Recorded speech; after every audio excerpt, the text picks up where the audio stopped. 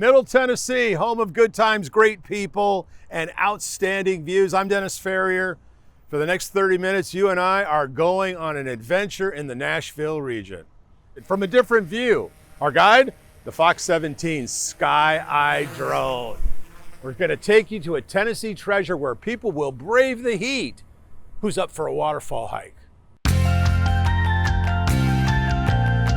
Foster Falls is part of the South Cumberland Management Unit. It's what's called a punch bowl fall. So it has a steep vertical drop that goes into a wide open pool. So it's very inviting and picturesque, and the fact that it's a little bit hard to get to makes it all that more rewarding. It's a 60-foot plunge out of a sandstone bluff into a wide open pool. It's the fact that it's sandstone that allowed that pool to form. It's really deep and deep enough for people to swim in, but not deep enough to cliff jump on.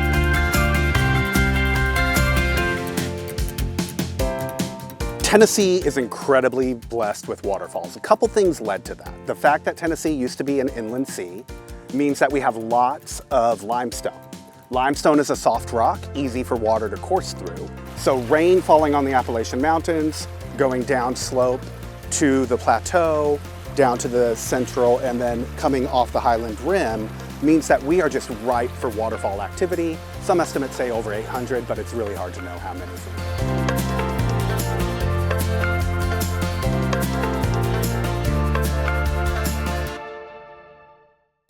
I also really like to think about the people who were at a waterfall before me and what were they reflecting on? Because there are moments where you pause, where you kind of can think about how either small you are or what your role is in the world around you. And so I think it's that moment of reflection.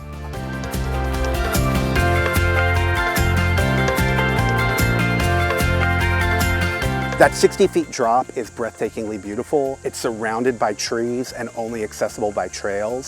So it is a very magical moment in Tennessee. That's a natural way to cool off. For those of us who are less ambitious, how about a man-made way to beat the heat? A refreshing trip to Nashville Shores. SKYEYE, lead the way. At Nashville Shores, we got over 20 attractions, 10 water slides, a giant wave pool, a huge lazy river. Behind me right here is one of our newest attractions, the Mega Mayhem, a family raft slide, 5 stories tall. So we got stuff for the kids, stuff for older adults and teens and tweens, a little bit something for everyone. So we've just got a lot of stuff going on out here. It's just not as easy as just turning on the faucets and let's go and play. It takes several months to get the park ready to go, and we are up and ready and enjoying every bit of it. We actually come out here each summer from Utah, and we have a pass that we come here once a summer. There's been a lot of rain, and as you notice, everybody's out and enjoying family time and in all the pools. Someone like me who might be a little long in the tooth enjoys the lazy river and kind of floating around. Some of the younger people might enjoy the thrill slides like the Mega Mayhem, or we have another new one called Riptide Racer where you go head first about 30 miles per hour. But we also have stuff for the kids as well. Water playgrounds, got 2 water playgrounds and spray grounds, and the wave pool is always popular for all ages. Later in the summer, they do Friday night movies, and it's so neat on the wave pool. So we're excited to have a lot of people come out and enjoy the water park, and it's just great to have big crowds and have people come out.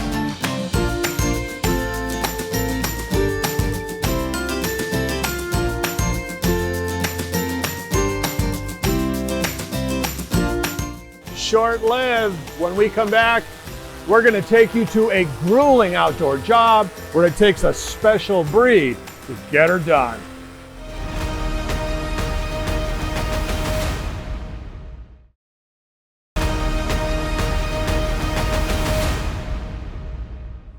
The beautiful Cumberland River, great to look at from above. But down here, this wild vegetation can take over. And here's something I think we can all agree on. No one wants to work outside to clean this up if you're human. One of the management goals for this site from the Corps of Engineers management plan was not to be a mowed area, but rather like a wildlife habitat, kind of native warm season grasses, prairie effect. And so with the sheep as the management tool, we've really been able to like promote those species. So the diversity through here is so much greater than an area that would be mowed. I started because I realized they can provide a service as a landscape management tool, but also as a catalyst for social engagement. Like it activates a space like nothing else could. The Nashville True Crew business model is not necessarily to compete with zero-turn lawnmowers or bush hogs or lawn service, professionals. It's really in places that are otherwise too steep, too rocky, too overgrown, too hard to access. That's kind of where we can be our best fit. Two biggest sites are the Cumberland River Greenway along Metro Center Levee. It's about 3 miles long. We do this 3 times a year during the growing season. So this is, again, it's more financially advantageous for the city, but also it's just way more socially engaging too than the alternative. I'd like to help bring sheep and manage vegetation within the city of Nashville for as long as I can. I think it's a good service to the city, and I think the city enjoys it, and I hope they're proud of it too. When we come back, people who choose to be out in this heat, not for work or money, for passion.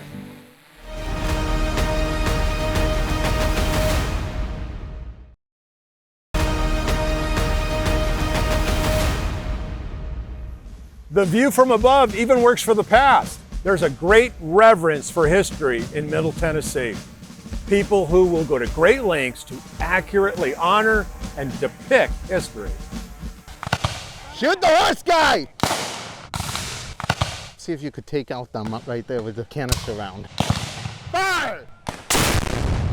I've just always been intrigued with history, and I like our history in the United States. And it's a rich history, and it's good and bad. History's not here for us to really love, but it's here for us to learn from. These reenactors come from all over the nation to do this hobby. None of us get paid for it. It's all literally out of pocket for this hobby. We do it to preserve history and honor the ones that fought during the Civil War. So we could create it as realistic as possible for the spectators viewing the battle. We try to portray it all the way down to as it were in the 1860s. We try to feel the way they felt, and that's the reason that part of our reenactment is actually out on the battlefield. You try to remember and try to feel as they felt, because I'm going to go home after this battle. They didn't. Oh, here comes another infantry unit. There goes my flank. It is something else. I mean, it's totally different. You're almost there, you're immersed in the moment. You're waiting for that round to go off, just the thrill of it. Fire! Close as you're going to get. It's a smaller event, so you can get closer to the piece. You can visit one-on-one. You can come through the camps and actually visit. We'll answer your questions. I think it's wonderful. Our history needs to be taught and preserved. In our group, we try to portray the women of the 1860s era, both North and South. It's enlightening what these ladies actually went through before and after the Civil War. Historic Collinsville is a 19th century settlement. We feature authentic cabins from the 1800s. Our guests are welcome to interact with the items located inside our homes. So we pride ourselves on being a place where people can literally touch history. Shoulder, arms, ones and threes, forward, march. We have not had a reenactment here for a number of years, well over 10 years. It has been a huge success in our opinion. From the right to the left, commence firing. Of course, our main thing is to try to just really educate of how they really fought a battle on the field. And watch where your shoulder's at with the guy next to you. Dale, keep your eyes up. But we all try to put our sweat and blood into it to do it appropriately and to do it right. Company, right, face. Forward, march. A lot of the reenactors are like family. If they see somebody struggling, hey, they'll go over and help them out, a lot of times. So it's almost like being in a family a lot of times, regardless of what side we're playing. We're just hoping that it grows every year. It keeps growing, where we have a few hundred plus and we just keep growing. Go straight to load. Sharpshooters, pull back! Infantry, fall back! Yeah, I think we just collect our wounded, collect our dead, and we'll meet again some other day. I'll let you guys go today. Don't come back to Tennessee no more. We'll try not to. Those wool outfits are as hot as they look. The next group of passionate people dress more comfortably, but they are all out in all types of weather.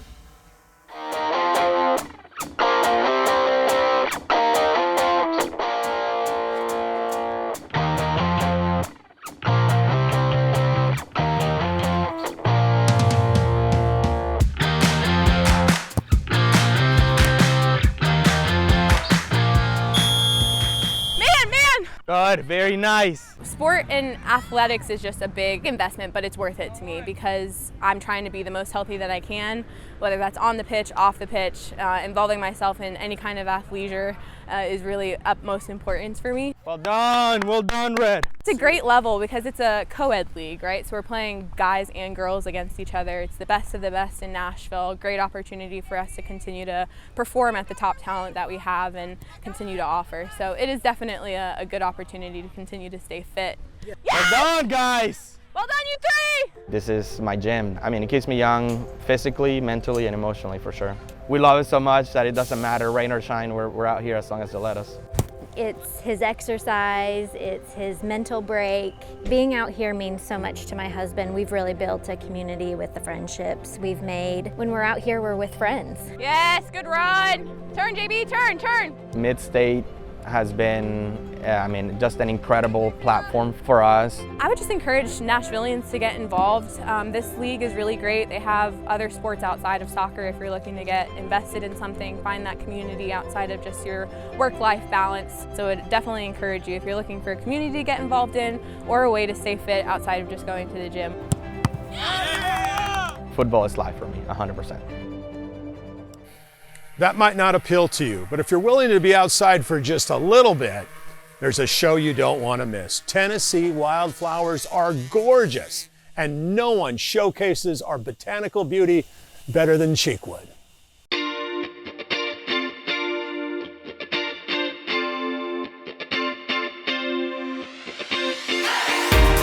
We are here in the Bradford Robertson Color Garden where we have made a display full of all of our summer annuals. So as you're walking through the color garden, you'll actually see our color blocks sweep back and forth across the path.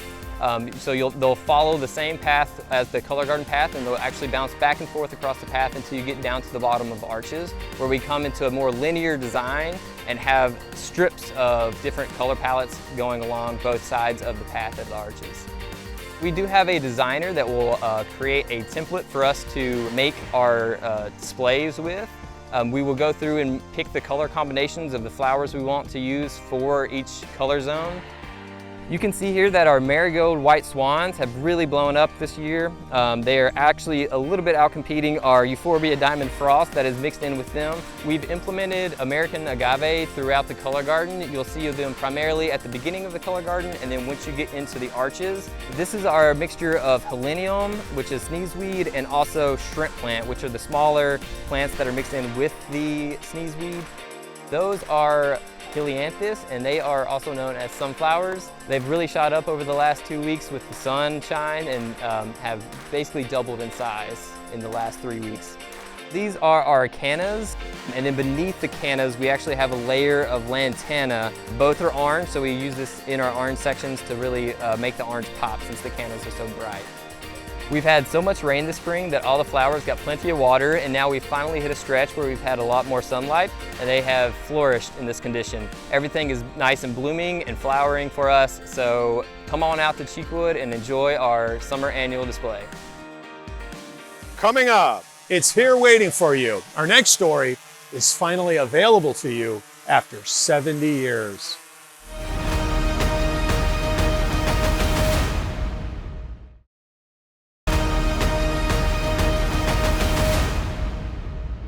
This next little gem has been hidden from the public for nearly 70 years. A double-arch natural bridge, the only one in North America, hidden in tiny Wayne County. You got to see this on the SKYEYE.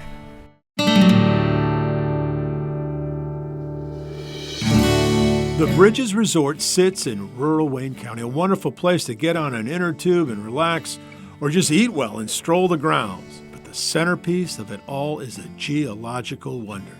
The double span natural bridge is one of a kind. We know it's the only one in the northern hemisphere, possibly in the world.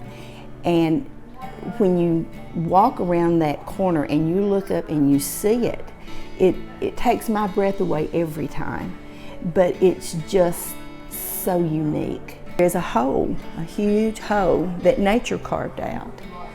And that hole is what creates the double span. If the hole weren't there, it would be like any other natural bridge. The Bridges has been many different things over the years, but never a resort like this. All because of owners Stan and Wynette Beavis and their vision. And we got back to the Bridges, and it was just spiritual for us, you know. It was absolutely spiritual. We're like, look, God did a great job on this part, right? People need to be able to see this. So we just fell in love with it and wanted somehow to get it where that people from all walks of life could come and enjoy it. The Bridges is open to the public for day passes or overnight visits, so go take a look for yourself. We'll be right back with more SKYEYE.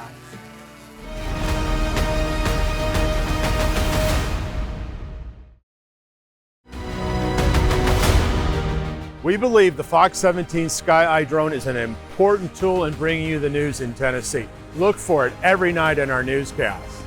In the meantime, we're planning our next SKYEYE adventure. Send in your ideas. Which Tennessee treasures will we find that look best from above?